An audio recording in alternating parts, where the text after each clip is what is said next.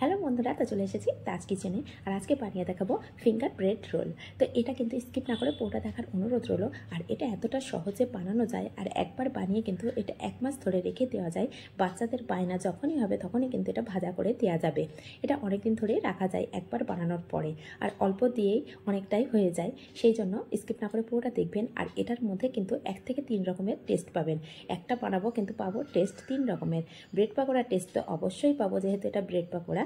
এছাড়া আমরা টেস্ট পাবো পিৎজা টেস্ট পাবো, চিজ বলের টেস্ট পাবো। তাহলে স্কিপ না করে পুরোটা দেখার অনুরোধ রইল। যারা আমার চ্যানেলের নতুন বন্ধু তাদের কাছে অনুরোধ রইল চ্যানেলটিকে সাবস্ক্রাইব করার জন্য। তো এই ব্রেড পাকোড়াটা বানানোর জন্য ব্রেড রোল বানানোর জন্য এখানে আমি 2 চামচ তেল ব্যবহার করেছি। আর এখানে 2 চামচ পেঁয়াজ কুচি দিয়েছি, দিয়ে একটু হালকাভাবে নাড়াচাড়া করে নেবো। আর ফ্লেমটা কিন্তু একদম মিডিয়াম টু লো রেখেছি আমি। পেঁয়াজটা দেখুন খুব একটা নরমও হয়নি বা খুব একটা ভাজা ভাজা হয়নি। এই পর্যায়ে আমি এখানে দিয়ে দেব কিছুটা আদা কুচি, ধনেপাতা কুচি, আর এখানে লঙ্কা কুচি নিয়েছি। আর লঙ্কাটা কিন্তু আপনারা আপনাদের পছন্দ মতো কম বেশি করে দিতে পারেন। তো সব উপকরণগুলো আমি দিয়ে দিয়েছি। দেওয়ার পরে একসঙ্গে এইভাবে ভাজা ভাজা করে নেব। এর মধ্যে দিয়ে দেব আমি পুরো একটা বড় সাইজের গাজর নিয়েছিলাম, সেটা আমি গ্রেট করে রেখেছিলাম, সেটা দিয়ে দিলাম। আর হাফ ক্যাপসিকাম দিয়ে দিয়েছি। দিয়ে সব কিছু কিন্তু একসঙ্গে খুব ভালো করে মিশিয়ে নেব। আর এখানে যদি আপনাদের হাতের কাছে সুইট কর্ন থাকে সেক্ষেত্রে কিন্তু অবশ্যই ব্যবহার করতে পারেন। আমার কাছে নেই বলে দিইনি। সুইট কর্ন দিলেও কিন্তু খেতে অনেকটাই টেস্ট লাগে। তো সব কিছু একসাথে এইভাবে লো টু মিডিয়াম ফ্লেমে দিয়ে আমি ভাজা ভাজা করে নিচ্ছি। এতে কিন্তু হালকা ভাজা হয়ে যায়। এই সবজিগুলো কিন্তু খুব সহজে সিদ্ধ হয়ে যায়, সেই জন্য খুব একটা বেশি ভাজা করার কোনো প্রয়োজনই নেই। তো এখানে আমি 3টে মিডিয়াম সাইজের আলু রেখেছিলাম সিদ্ধ করে, সেটাকে ম্যাশ করে রেখেছিলাম, সেটাকেও দিয়ে দিলাম। দিয়ে সবজিগুলোর সঙ্গে খুব ভালো করে কিন্তু একটু মিশিয়ে নেব। আর এটা একবার বানিয়ে কিন্তু আপনারা একভাবে রেখে দিতে পারেন। আর কিভাবে রাখবেন সেটাও আমি দেখিয়ে দেবো। তো এখানে দিয়ে দিলাম অরিগানো 1 চামচ।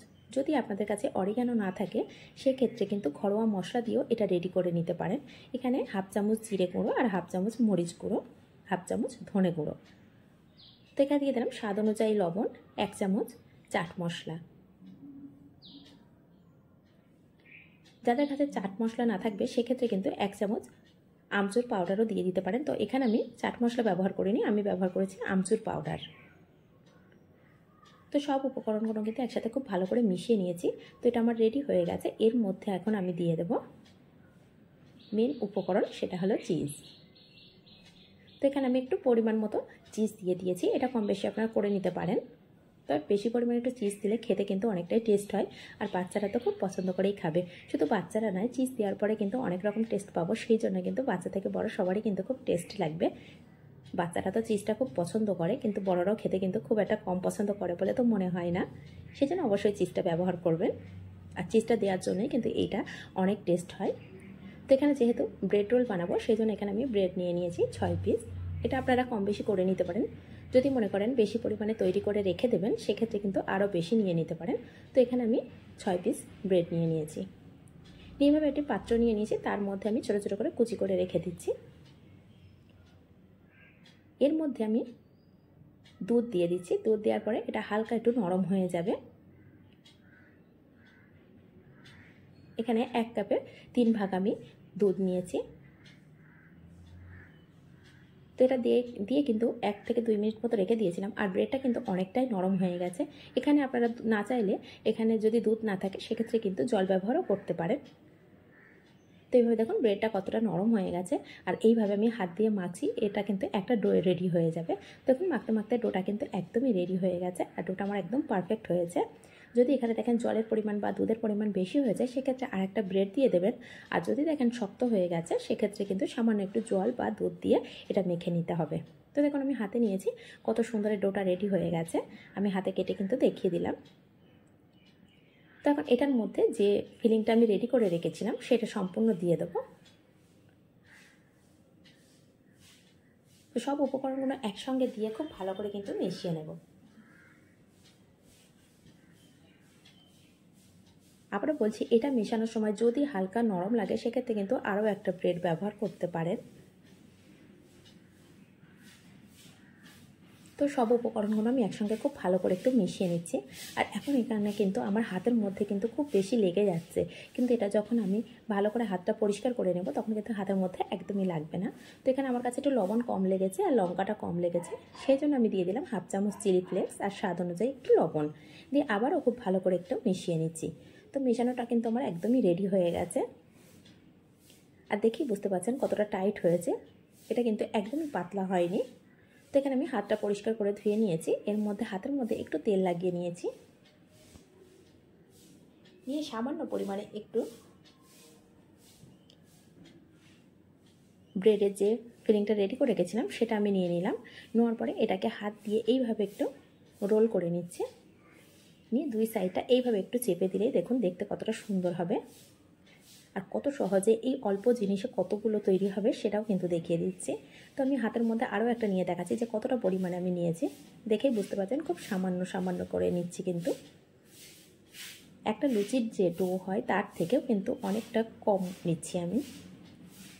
তো আপনারা যে যেমন সাইজে করতে পারেন কম বেশি করে নিতে পারেন অবশ্যই। তো এইভাবে সবগুলোই আমার রেডি হয়ে গেছে। দেখুন কতটা শুধু ব্রেড রোল তৈরি হয়ে গেছে। আর এটা আমি সম্পূর্ণ কিন্তু এখন ভাজা করব না, যতটা ভাজা করব ততটাই নেব, বাকিটা কিন্তু আমি ফ্রিজে রেখে দেব। তো এখানে একটি টিফিন পট নিয়েছি, এর মধ্যেই আমি কিছুটা রেখে দেব, যখন আমার বাচ্চারা জেদ করবে সেই জেদ পূরণ করার জন্যই কিন্তু এটাকে আমি বানিয়ে দেব। আর এটা ডিপ ফ্রিজারের মধ্যে রাখলে কিন্তু খুব ভালো হবে, এটা অনেক দিন ধরেই কিন্তু থাকবে। তো এখানে বাকি যেগুলো আমি ভাজা করব তার জন্য এখানে আমি প্রথমে একটি ছোট বোল নিয়ে নিয়েছি, তার মধ্যে 4 থেকে 5 চামচ ময়দা ব্যবহার করেছি। এই ময়দার মধ্যে সামান্য একটু লবণ আর দিয়ে দেবো হাফ চামচের একটু কম গোলমরিচের গুঁড়ো।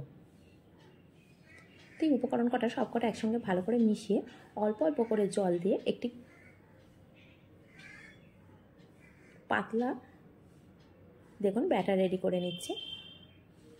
একসাথে কিন্তু অনেকটা জল দেবো না, আমি অল্প অল্প করে জল দিয়ে কিন্তু ব্যাটারটাকে রেডি করে নিয়েছি। আর কতটা ঘন বা পাতলা হয়েছে সেটাও কিন্তু দেখিয়ে দিয়েছি। আর এখানে নিয়েছি ব্রেড ক্রাম্বস। এখানে প্রথমে একটি রোল নিয়ে নিলাম, নিয়ে এইভাবে ব্যাটারের মধ্যে দিয়ে দিলাম, দিয়ে একটি কাঁটা চামচ ব্যবহার করেছি। তো ব্যাটার থেকে তুলে নিলাম, নিয়ে এইভাবে ব্রেড ক্রাম্বসের মধ্যে দিয়ে দিলাম। দেখুন খুব সহজেই কিন্তু ব্রেড ক্রাম্বসটা রোলের গায়ে লেগে গেল। তো এইভাবেই আমি সবগুলো রেডি করে নেব। আর কতটা সহজে বানানো যাচ্ছে, আর একবার বানিয়ে কিন্তু এটা অনেক দিন ধরে স্টোর করে রেখে দিতে পারেন, সেজন্য একবার হলেও বাড়িতে এইভাবে বানিয়ে দেখতে পারেন। আর কতটা সহজে হয়ে গেল সেটা তো দেখতেই পাচ্ছেন। আর যখন বানাবেন একটু বেশি পরিমাণে বানাবেন, এটা খেতে খেতে এতটাই টেস্ট লাগে সবগুলো কিন্তু একবারেই উঠে যাবে, সেটা একবার বানালেই বুঝতে পারবেন। তো এদিকে সাইডে আমি একটি কড়া বসিয়ে দিয়েছিলাম, তার মধ্যে পরিমাণ মতো তেল দিয়ে দিয়েছিলাম। তো তেলটা আমার গরম হয়ে গেছে, এখন ফ্লেমটা আমি হাইয়ে রেখেছি। মিডিয়াম টু হাই ফ্লেমে এটা কিন্তু ভাজা করব। মিডিয়াম টু লো ফ্লেমে বা মিডিয়াম ফ্লেমে কিন্তু একদমই দেওয়া যাবে না, তাহলে কিন্তু ছেড়ে যাবে। আর এটা হাই ফ্লেমে দিয়ে ভাজা করলে খুব সহজে কিন্তু ভাজা হয়ে যাবে। আর এটা খুব ক্রিস্পি ভাব তো এমনিই চলে আসবে, যেহেতু সব কিছু সিদ্ধ আছে সেই জন্য কিন্তু আমি মিডিয়াম ফ্লেমে দেবো না, মিডিয়াম টু হাই ফ্লেমে দিয়েই কিন্তু সম্পূর্ণ ভাজাটা ভেজে নেব। তো রোলগুলোর এক সাইড হয়ে গেছে, আমি আরেকটা সাইড এইভাবে একটু উল্টে পাল্টে দিচ্ছি। আর এটা ভাজতে কিন্তু খুব বেশি সময় লাগে না, যেহেতু মিডিয়াম টু হাই ফ্লেমে ভাজাটা হবে সেজন্য সময়টাও কিন্তু কম লাগবে, খুবই কম লাগে। তাহলে বুঝতে পারছেন যে এটা কতটা সহজ আর কতটা কম সময়ের মধ্যেই বানিয়ে নেওয়া যায়। আর এটা বানিয়ে যদি একবার রেখে দেওয়া যায়, বাচ্চারা যখন জেদ করবে জেদ পূরণের জন্য কিন্তু, বা ছোটোখাটো কোনো খিদে লাগছে সেই সময় কিন্তু এটা বানিয়েই দেওয়া যায় খুব সহজে। দেখুন সম্পূর্ণটা আমার ভাজা হয়ে গেছে, এগুলোকে আমি একে একে তুলে নেব সবগুলো।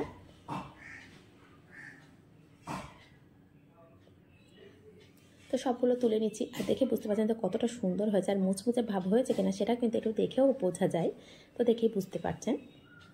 তো এইভাবে সবটা আমি তুলে নিচ্ছি, নিয়ে বাকি যেগুলো আছে সেগুলো ঠিক একইভাবে ভাজা করে নেব।